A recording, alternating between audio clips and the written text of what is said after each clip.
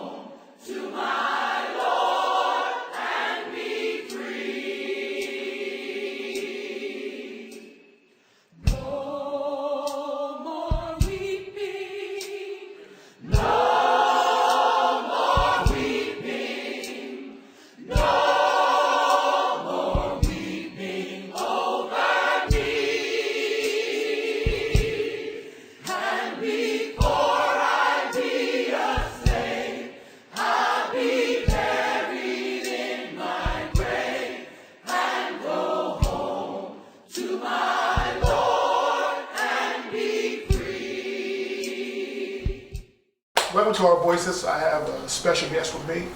We are in Ceredo, West Virginia. I'm here at the Ramsdell House. With me, I have Miss Deborah Wolfe. She is the innkeeper of this house. Deborah, how you doing? I am thrilled to have you here, and I'm very thrilled for you to invite your viewers to know a little bit more about this great piece of their own history. As we were talking earlier, this house does symbolize history, something which a lot of the state don't know about. And so it was laid upon my heart to want to bring the Ramsdell House to life. I was raised in this part of the country. My husband and I are kind of Civil War history hobbyists. We even did Civil War reenactments, but I had never heard of the Ramsdell House. And all I knew of Ceredo, West Virginia was Austin's homemade ice cream. I did not know that Ceredo was an abolitionist colony. It was established by a Massachusetts congressman named Eli Thayer, who wanted to bring about a peaceful end of slavery. But he knew early on that you couldn't just preach at people that slavery was wrong. You had to give slave owners economic alternatives to slave-dependent income. And so Eli Thayer and some of his business partners would buy up strategically located parcels of land and try to recruit abolitionist colonists, like-minded people who would like to see an end put to slavery, who had businesses that were not slave-dependent, to come and form colonies where they could provide jobs, more industrially based jobs. And the Ramsdell family had a shoe and boot factory in Boston. Okay. And Almeda Ramsdell was 6 months pregnant with her third child when they made the journey from Boston to this muddy spot on the Ohio River, right where Ohio, Kentucky, and Virginia came together. So it was just an optimum location. But its roots, that it was actually formed to bring about a peaceful end to slavery, I did not know. And it breaks my heart that I didn't know. And I think even a lot of the folks who live in Ceredo today have maybe forgotten that, if they ever did know it. Before you give me a tour of this house, tell us something about Deborah Wolfe. I was born and raised in West Virginia, close by here, but I am a busy mom and grandma now. I have 10 children. I have some bonus children that we adopted later on, and I have 18 grandchildren. And being part of the renovation of the Ramsdell House, or the resurrection, I guess you could say, it had fallen into a very serious state of disrepair, and the city wasn't sure that they were going to be able to hang on to it. And it being part of rehabbing this house and uncovering its story is probably one of the things I'm most proud of in my life, and something that I can leave behind for my grandchildren and my great-grandchildren. Hopefully they'll be able to come and learn about the sacrifices made by the good people who established this town and who built this house. This house was built for good. It's always been used for good, and I think it's a great example for all of us. When you say that it was built for good, please tell us the purpose of the Ramsdell House. The town of Ceredo was founded to provide economic jobs, again, that were not slave dependent, but also they wanted to start a societal dialogue about slavery. Slavery had been around generations and back into Old Testament times and before, probably before a written history. This is almost an eternal battle. And the 500 or so colonists who came here from New England wanted to put an end to that. Yes, by providing the economic alternatives with good jobs, but they did it by infiltrating, if you will, local culture at the feed store or the barber shop to start a dialogue of just gently saying, gee, have you ever thought anything about slavery? How do you think it happened that human beings started buying and selling other human beings, or enslaved other human beings to do their work for them? Have you ever thought about it? Do you think that's right, or do you think we could change that? And just to kind of use their voices, Right. to and that's why when you contacted me, I love the motivation of your podcast, Our Voices, and how important it is that we have an open dialogue, and how frustrating it must be for the Ramsdells and those other 500 colonists to be rolling over in their graves 160 years later and saying, have we not learned anything? Yes. What is it going to take? Right. You know? So let's just get started with the tour. Tell me something about, because I put it in my phone here. Tell me something about the museum room. The museum room is on the second story of the house, and when I came here, the house had been, as I said, had fallen into a pretty bad state of disrepair.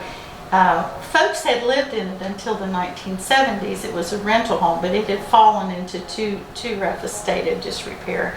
And at a point, the city of Ceredo gained ownership of it, and they did what they could with volunteers and some grants at that time to try and stabilize it and save it. But they used it primarily for a meeting room. They'd have ladies' luncheons and baby showers and birthday parties here. But there was one room upstairs that I just call the museum room that had a few displays of things that when they were doing the original renovation of the house, some things that they had found on display. And there were a few things from the Civil War. Mostly it was tools from the shoe and boot business that the Ramsdell family owned. So there are a lot of shoe tools in the museum room. And it wasn't until we came in a couple of years ago and I started rehabbing the house, really getting into the floor spaces and the wall spaces and up into the attic where there had been at least 2 chimney fires, maybe more. So a lot of fire debris and a lot of damage, a lot of water damage and smoke damage. But we started finding original handwritten documents, letters and journals from the Civil War that really shined a light on the story of this house and allowed us then to claim that it seems very obvious that it was part of the Underground Railroad during the Civil War period. The Ceredo was not established when the Underground Railroad had been going for decades before the Civil War, and the Ramsdell House was just finished in 1858. So they came into the Underground Railroad right at kind of the end of that adventure, but it was an active part of the Underground Railroad. And their commitment to trying to alleviate oppression of any kind went on throughout their life, not just through the Civil War period, but throughout their life. They continued to serve and try to make education available to anyone, regardless of their socioeconomic status or the color of their skin, certainly. And they, a lot of children and adults learned to read and write in this house, because with knowledge comes power and Yes. a thirst for better things, and freedom certainly was one of those. Tell me something about the formal ladies' parlor. We have dressed a formal ladies' parlor upstairs. Now, during the Civil War era, that whole second floor probably would have been a stinky, smelly mess of mattresses and sleeping pads and straw mats that folks could be cared for on up there. So it was probably a hot, sad, fly-bitten place. But later on, after the war, they established a lovely community here. They had church here in this house. They had school board meetings. They had dances. They had socials. And I have no doubt that as they fought for an end to slavery, they also fought for the right for women to vote. And I can just see the suffragettes on the floor up there in the ladies' parlor painting their vote signs. Okay.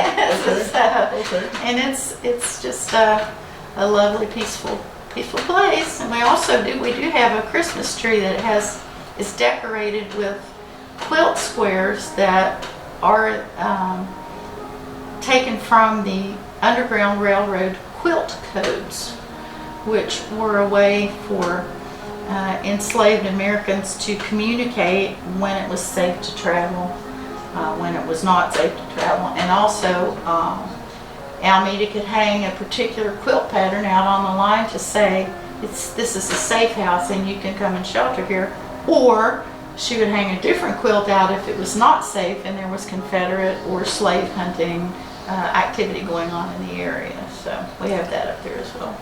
Now, in the parlor, there were a little hole in the floor. Tell me a little something about that. Well, later on in the history of the house, they had gas chandeliers on the first floor. These would have been gas chandeliers. So in the ceiling space between the upstairs and here, they had to put gas lines. So above each of these chandeliers, there's a trap door upstairs. And in those floor spaces is where we found a lot of the documents and letters and journals hidden away. All right. Now, as I stated before, I came here before, and one of the areas in this house that I was hell-bent on not going to visit was that back bedroom. You talked me into it because it's kind of spooky back there. And by the way, please tell the viewers and listeners, this is a certified haunted house. We have the certificates in the drawer over there if you'd like to show them. All right.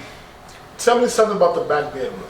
The back bedroom upstairs, well, we've just dressed that one room as a bedroom again. Probably the whole second floor would have been kind of rough bedrooms, but that is now a lovely bedroom, and we actually have a bed if anyone would like to come and spend the night. We've thought about doing the bed and breakfast thing. We haven't had any takers yet, but you would be welcome to be the first if you'd like to.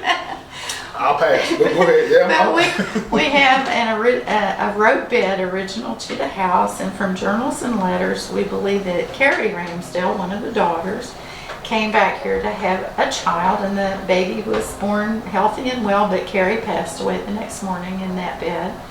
And then about a year later, her daddy died in that bed upstairs. So there have been some comings and goings on a spiritual plane in that bedroom.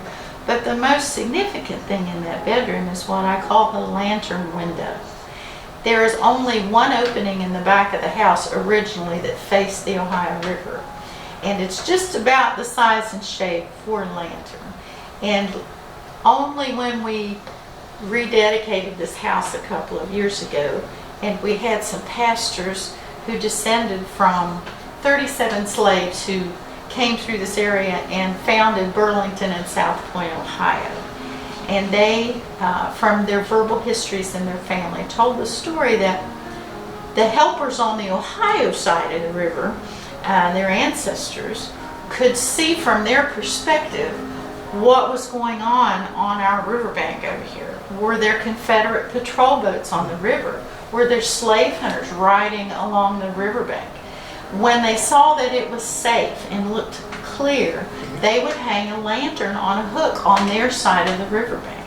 When our folks saw it through the lantern window upstairs, we would hang a lantern in our window to signal that we were sending our special guests out the cellar door to hit the river, and they would be ready to help them on the other side. Okay. Now, was there freedom on the other side? Is that or? Ohio was a free state, but with the start of the fugitive slave law, that for a few years that gave slave hunters the legal right to pursue slaves who had made it into a free state like Ohio. They could go into those states, essentially kidnap them and take them back into slavery until the Emancipation Proclamation. So it was a really sad. That's why in the Underground Railroad quilt codes that you see in the ladies' parlor, almost all of them refer to going north, follow the North Star. There are many references to the flying geese that fly north. To be really, truly safe, you had to make it all the way to Canada for a number of years. So, yeah. Take me through the dining room. We are sitting in the dining room as we chat here, and I'm sure there have been a great many wonderful conversations around the dinner table. There have been reading lessons and writing lessons at the table, and they would move the table out of the way and have dances in these rooms. But we also have mailboxes. That this is not the original location where they were, but after the Civil War, this was the post office. So people would come here to get their mail. So we have a number of those mailboxes, and they're scattered. There's some more upstairs. We have some in storage, and we can't show them all off. But we have handwritten ledgers that note every letter or parcel that came in through this post office and everyone that came out, who picked it up and the date, all handwritten. We also have all the discharge papers that Captain Ramsdell signed for the Union officers in this area. So there's just it's a treasure trove of family records, and we're starting a database to try and track down some of these families and see if they'd like to see some of these documents. Okay. The living/sitting room. It's pretty interesting to me. And this is where, again, when I first came in here, and again, the piano wasn't there. The glass case that wasn't there. Please tell me something about that. Well, when I came in. Of course, the ceilings were hanging down. There were huge gaps in every corner. I could literally stick my arm out and wave at the lady across the street.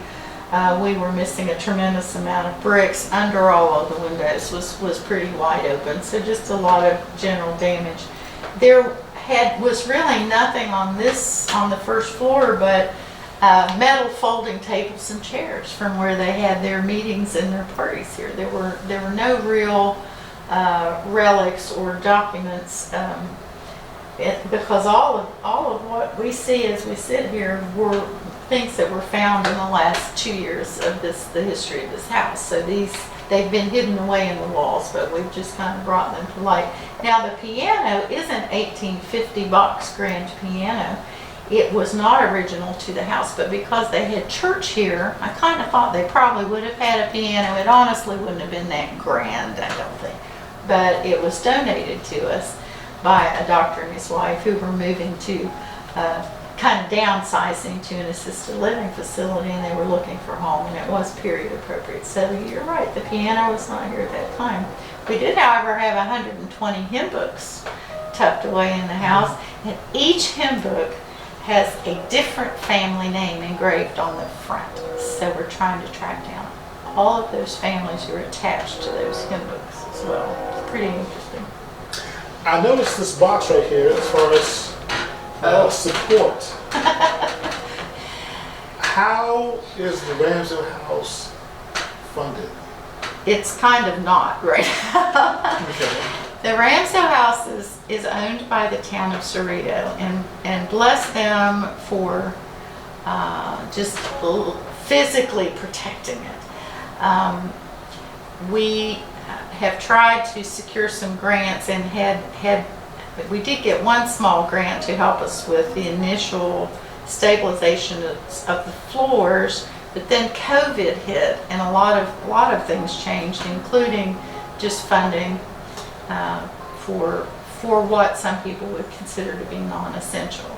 And the town of Ceredo has had its challenges from the COVID situation. So we're kind of officially shut down right now. I'm a figment of your imagination. Right. There is no staff. The town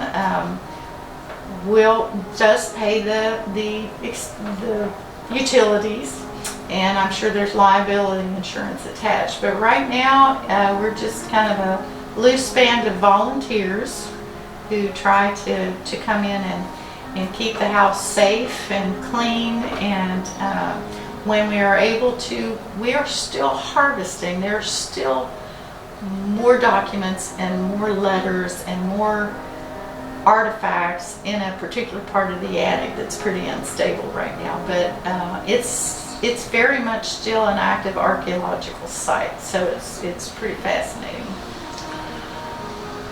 Zophor's office. It's one of my favorite rooms. Yeah, I don't recall this office here. It wasn't.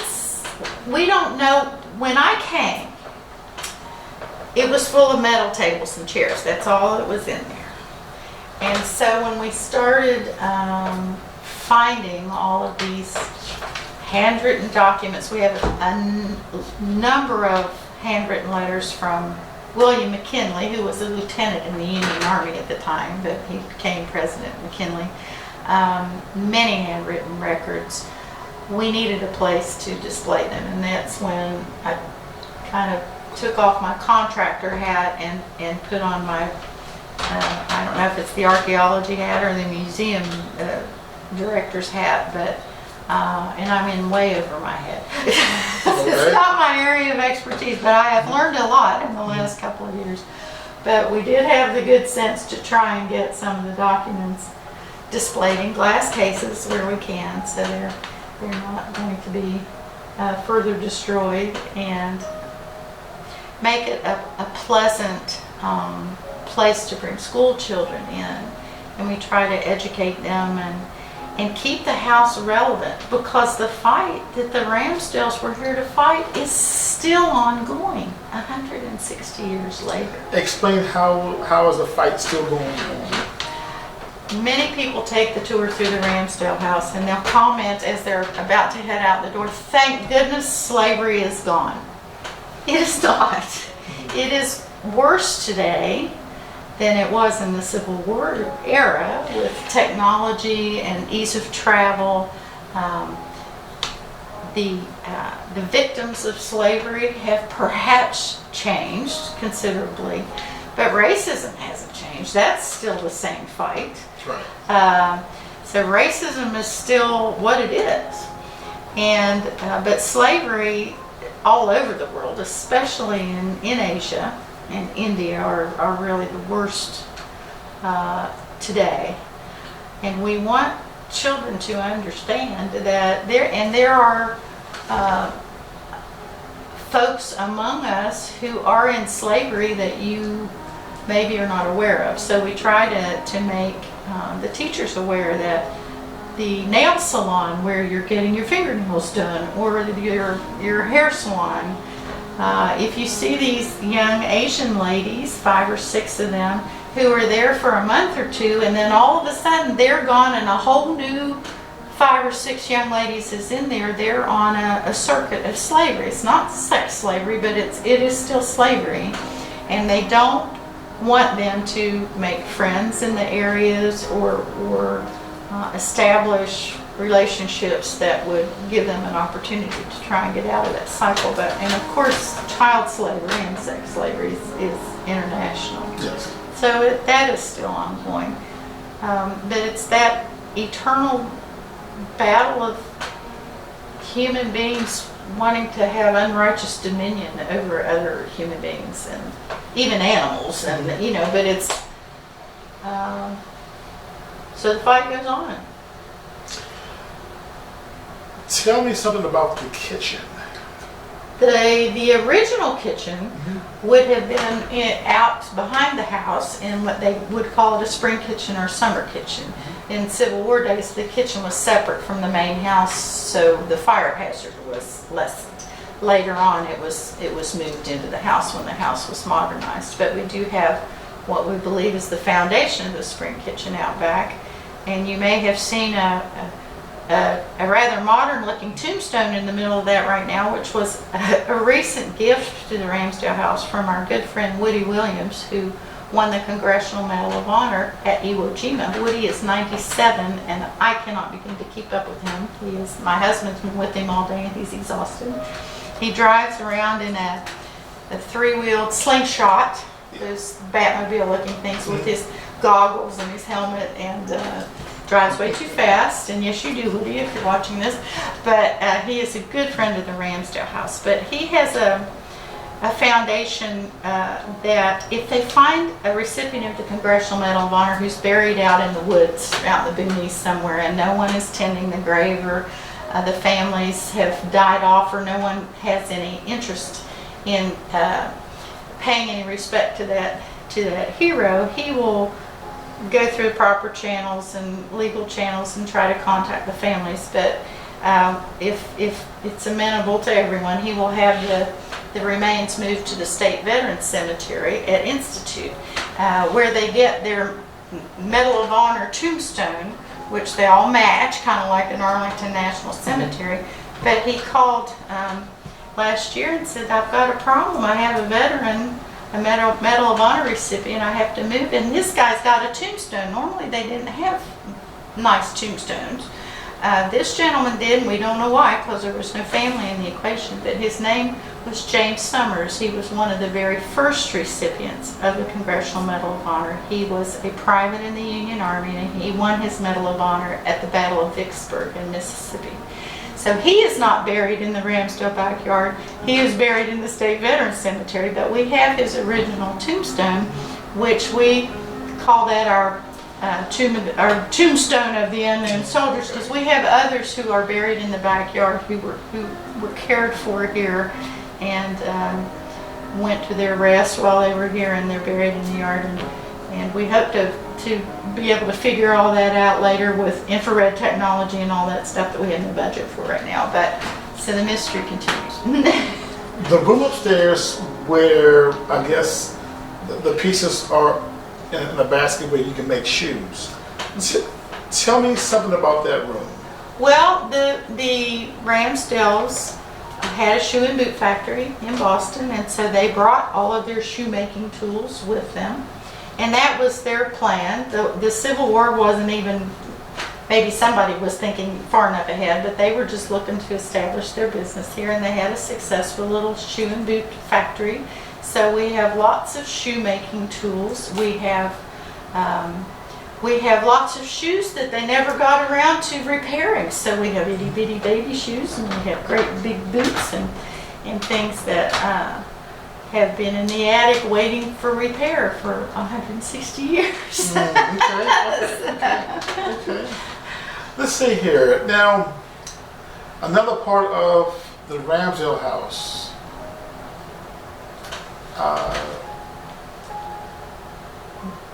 This right here, the trap door. The trap, when from journals and letters, and this is how we glean most of our information, especially on the Underground Railroad activity, because by its very nature, it had to be extremely secretive to protect everyone involved. So there are not a lot of written records, although now we're starting to get verbal family records that have been transcribed over the years. But we know that the Underground Railroad guests, when they were here, were treated like honored guests. They ate at the dining table with the family. They schooled with the Ramsdell children who were homeschooled, which was a wonderful thing if they had not had an opportunity to learn to read and write, and most of them had not. They were just treated as honored guests, but there was not originally a door on the back of the house. There was only this front door. And if there was any Confederate activity, if a Confederate patrol, when the Union troops were away from Camp Pierpont for a time, sometimes the Confederates would set up an encampment in the area, and they might ride into the village if they needed some food, or it wasn't a big pillaging, horrible, but they might come in if they had needs and just say, we're sorry, but we need some food, or we need some medicine. But if there was a Confederate patrol that came in, or if there were slave hunters that would come into the village without warning, usually the people would word of mouth say they're coming, but if they came suddenly, they couldn't go out. The Underground Railroad guests could not go out the front door and walk around the house to hide in the cellar. Right. So they would drop down through this trap door, and they always kept a rug over the trap door, but they would drop down in the trap door. Almeda and the children would put a rug over the trap door and scatter their toys on it, and the guests would crawl under the length of the house and come out into the root cellar, where they could wait until it was either safe to come back upstairs or safe to go across the river to Ohio and freedom. Wow. Yeah. Oh my goodness. Tell me something about that piano over there. That piano is also not original to the house. When we came, I think a lot of the items that might have been considered more monetarily valuable maybe had been pilfered out of the house over the years and gone. And that organ was donated from a family in Parkersburg. It is period appropriate, and it's pump organ, and they would have used that for church. We have a lot of sheet music that the organist would have used, and so it's hard to imagine with 120 hymn books. I've had maybe 70 people in this downstairs, and it's packed. So I can't imagine, maybe they divided themselves into a couple different congregational groups so that they could have a morning service and have an afternoon service, so they could fit everyone into the house until they got the churches built, which they were in the process of it almost immediately. But for a time, I'm sure this would have been a wonderful place to hear all those voices raised together. And these were people who came from different churches up in the Boston area. They were mostly recruited through the newspaper or from the pulpits. But they were folks of different faiths who came together on this mission. And so they called themselves Congregationalists, which was almost like an umbrella kind of a church to bring in the Methodists and the Baptists and the Presbyterians in one congregation. The oldest dated document that I have found in the house, and I'll show you when we get up, is hanging on the wall, and it's the Universalist Quarterly. It's just a little church bulletin, and it's dated 1845. So they brought that with them from Boston. And I'm not sure, I went through it, and it's just your basic Sunday school bulletin, who had a baby and who has a birthday, and here's your scripture lesson for the week. But there must have been something in there that somebody wanted to keep. So, When you mentioned the Underground Railroad, a lot of people think of Harriet Tubman. Mm-hmm. And we have a portrait of Harriet Tubman on the wall in there, but we don't believe she came this far. We don't think she was actually in this area. She tended to be closer to the coast. But there were many like Harriet Tubman and like the Ramsdells who provided shelter, and many of them will never be named. Now, I do believe there is an Indian burial mound back there, is it? We are actually sitting right now on an Adena Indian burial mound. And if you look around this little neighborhood, this house is just a little bit higher, like maybe 6 feet, not that much higher. But when the Ramsdells got here, and they were probably trotting down this muddy path looking at, I'm sure the colony organizers had probably kind of roped off little house sites. And they were walking down here looking for a spot to say, let's build our house there. And this site was a little bit higher than the others, and we're right on the river, so I'm sure they said, well, you know what, that close to the river, let's go on that little mound right there. Yeah. They didn't have a clue that it was an Indian burial mound, but it was that little bit of height. If you look at the pictures we have from the 1937 flood, the water came right up to the doorstep that you stepped over when you came into the house. Everything around here was pretty much destroyed by that flood except this house. So I think, and somehow I have this feeling that the Native Americans interred in this burial mound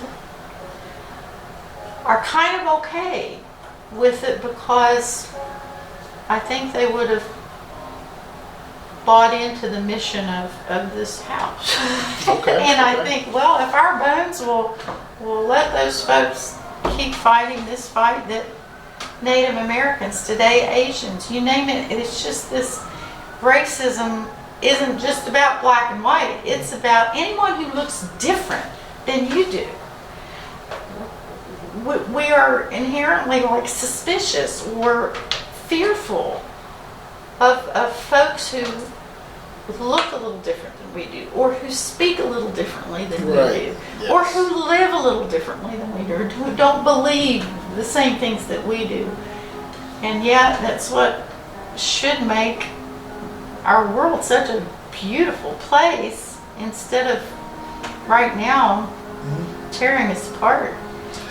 I think there's one room left.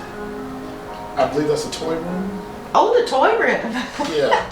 That's with the haunted doll. All right. Tell me something about that. We do have a beautiful little toy room that just we put together. It was a tiny room that has beautiful stenciling on the floor, and we don't know exactly when that stenciling was put in, but it's old. But we have found a lot of toys in the house because there were always a lot of children here. Children love this house. And we do have quite a few old books and blocks and horses and wagons and dolls. Now, one doll is legendary to paranormal groups, but I've tried to get her to perform for me, and she hasn't done anything yet. So I'm not trying to find out. That's all right. That's all right. Well, before I let you go, in your voice, where would you like to see the Ramsdell House stand in 20 years from now? Number one, I would just like it to still be here, because it has been in danger of having to be torn down due to safety issues and just the expense of keeping her standing.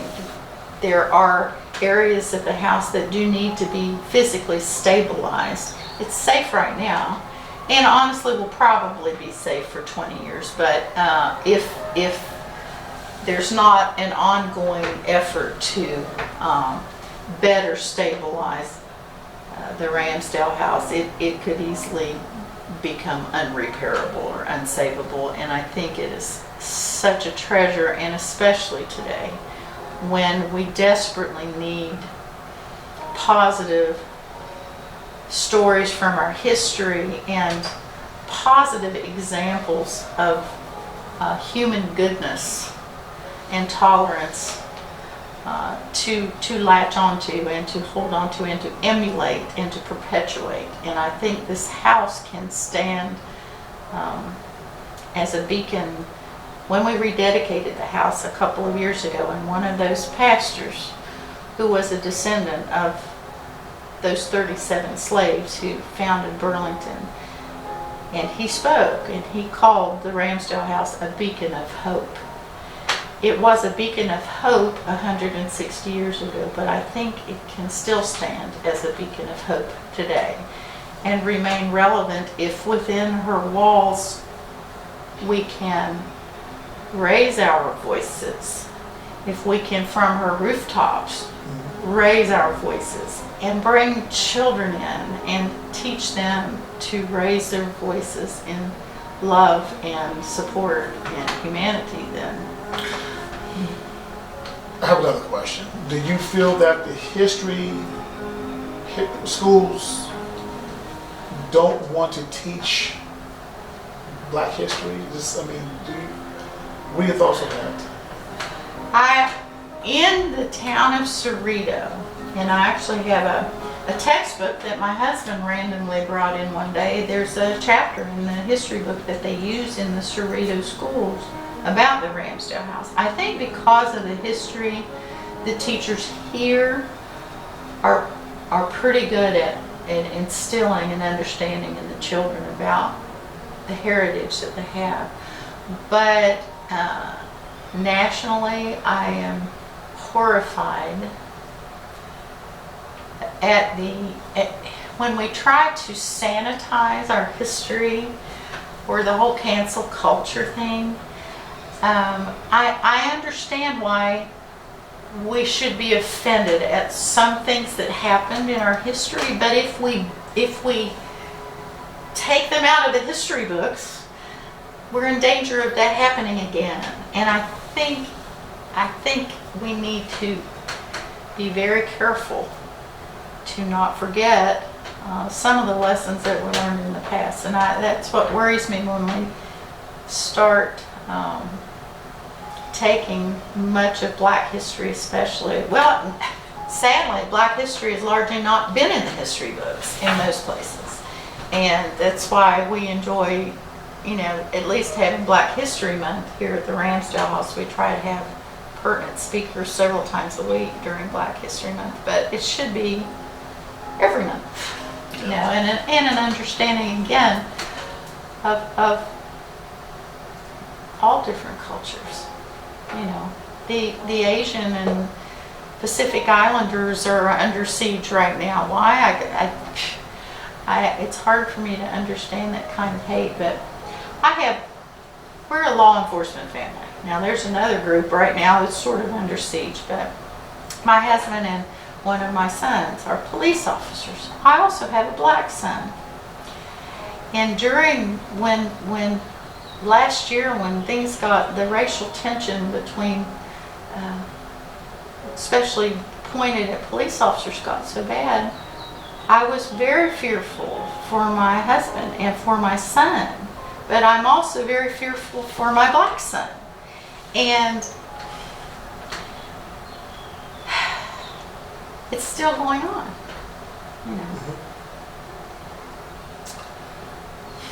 Deborah Wolfe, thank you very much. Thank you for coming to see us. Thank you for letting us come in here and take a tour of this house. Again, this is something I will never forget. I will try to bring my kids down here one day. I hope you will. And do let everyone know that we are open for tours anytime, 24/7. If someone's driving through on their way to Pittsburgh at 3 a.m., I will meet them here and give them a tour. All they have to do is call the phone number, which is all over social media and stuff. We'll meet them here. No charge. What is the phone number? 304-908-9696. We're on Facebook, just Ramsdell House, and Instagram, Ramsdell House. And we will meet you here anytime to give you a tour. It is part of all of our history, and it's something that we all need to share and learn from and perpetuate. Thank you very much. Thank you. All righty.